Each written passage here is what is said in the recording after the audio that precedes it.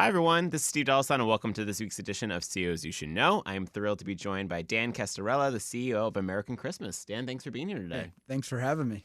Excited to have you and to learn more about you and more about American Christmas. Yeah, it's we're in our peak season, and I'm happy to be here. Awesome. Well, let's jump right into it. I know that you spent over 20 years in the holiday decor industry and grown alongside American Christmas. What were some of those defining moments that helped shape that path to becoming CEO?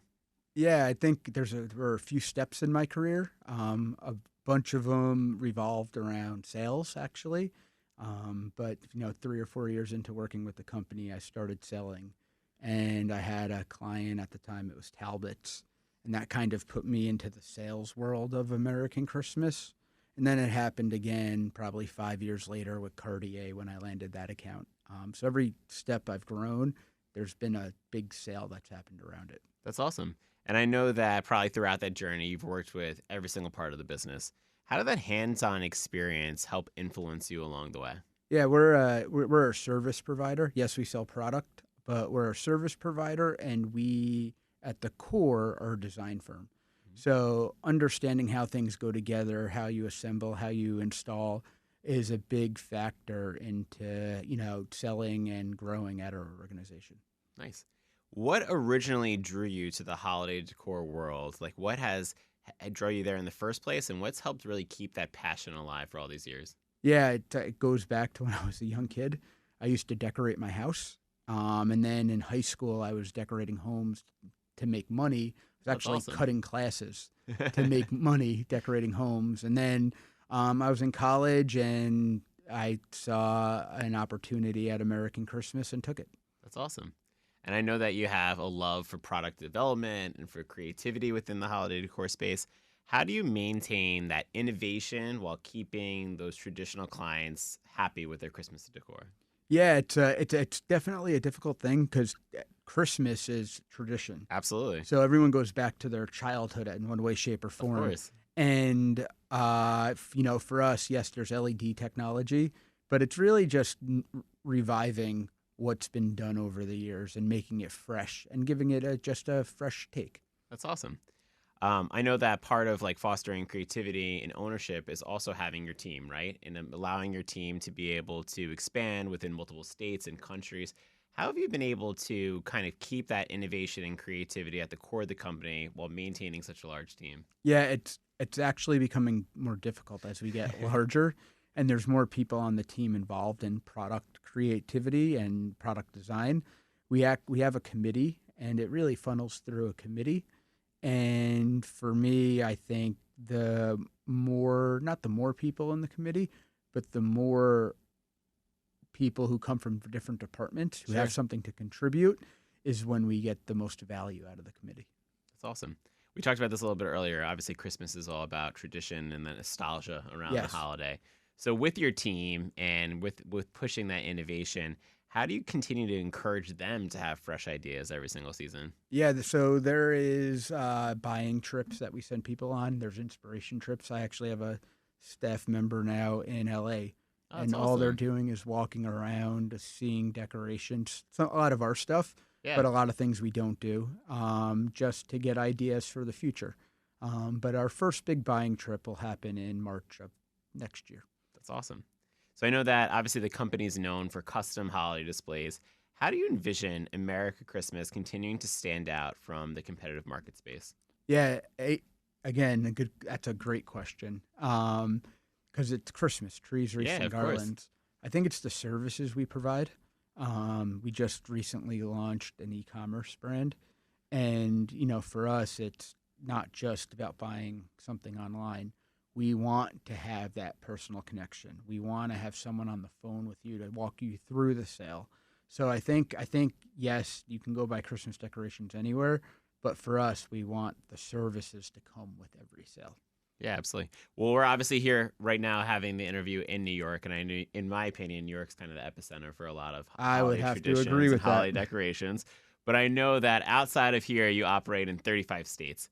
How, obviously, you being based in this market, be able to continue that customization to all those other 35 states with that one-to-one experiences?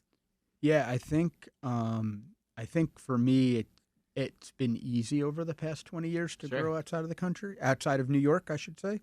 But it's becoming harder Mhm. most recently as it becomes more expensive to travel, more expensive to ship. So what we're seeing is, we're seeing continued growth around the country, but we're also seeing it slow down a little bit just because of the costs to do business from Makes sense. afar is becoming harder to do. Yeah, absolutely.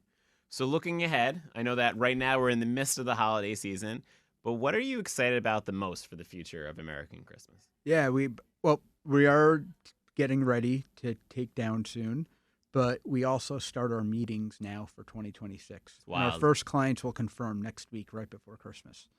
Um, but we for 2026, I think we're going to take a pause and really just focus on how we run the business more efficiently. Smart. So obviously lots of successes, but I'm sure along the way of your career and your time at American Christmas, there might have been some challenges. What were some of those biggest challenges you endured, and what were some of those factors that you learned from them? Yeah, I think our challenges come around I would say like global Mhm. situations, political situations, or quite frankly mistakes we make at a client's location. And if we're talking recently, the tariffs were a big challenge for I'm us. sure. 98% of our stuff comes out of Southeast Asia. Um, and I think what I've learned out of all of this is that we need to adapt. We can't be so stuck in our ways. We need to adapt and we need to be able to move quickly. And with the way technology is moving right now, I think moving quickly is going to become more common in our world and our industry. Yeah, absolutely. Speaking of tariffs, I know that you work with a lot of major supply changes, and I'm sure there's been complexity around the sourcing and the logistics around that. How are you guys able to handle that this year? Yeah, I was actually in Asia when this first happened. Oh, geez. And for us, we had about 65% of our product sitting in Asia getting ready to ship. Oh my gosh. Um, and at that point, I thought I was going to have to burn a lot of bridges. And in the end, it's just smart decision making. We analyzed everything we had. We analyzed our cash flow, and we kind of made a strategic plan to get our commitment with our factories, all of that product into America. But we did it over 4.5 months. That's awesome. I always love to ask this question for everybody that comes on the show. What advice would you give yourselves 20 years ago when you knew you wanted to be a CEO or an entrepreneur, just someone that might be tuning in that are just getting started? Yeah, that's a good one. That one stumped me.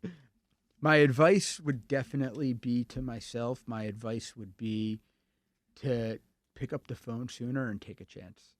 Don't be so taken back or so concerned about what could happen. Just do it.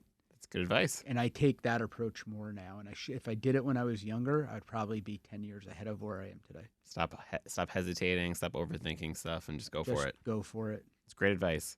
So, what's next for American Christmas? Any exciting developments or expansions you're allowed to tell us? Yeah, I think for us, our focus is New York. We are here in New York. We love what we do in New York, and we'll continue to grow around the country. But our focus is going to be New York and inventory control, and really kind of adapting to an e-com platform where we see actually a lot of our clients now going to kind of get inspiration. So I think we need to be more in the digital forefront where we haven't been in the past. Makes total sense. Well, we covered a lot, but if there's one thing that you feel like we missed that might be about the mission of American Christmas that you want our listeners to know, what would that be? Yeah, I think we're Christmas all year long. We recognize revenue over the course of an 80-day span, essentially. But um, we are a seasonal company that has an operation 12 months a year.